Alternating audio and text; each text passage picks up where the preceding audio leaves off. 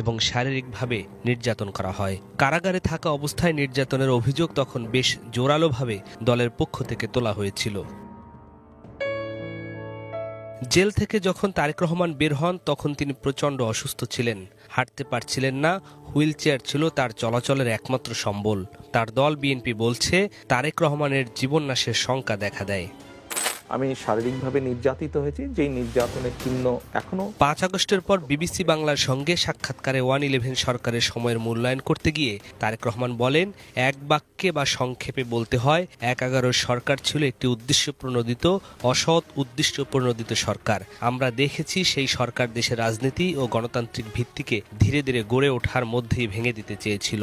তারা রাজনীতিকে বিরাজনীতিকরণ করতে চেয়েছিল এবং দেশের জনজীবনকে অন্ধকারের দিকে ঠেলে দিতে চেয়েছিল। তারেক রহমান গ্রেপ্তার হওয়ার প্রায় ৬ মাস পর খালেদা জিয়া নিজেও আটক হন। অনেকে ধারণা করেছিলেন যে সরকারের সাথে সমঝোতা করে 2 ছেলেকে নিয়ে বেগম খালেদা জিয়া হয়তো দেশের বাইরে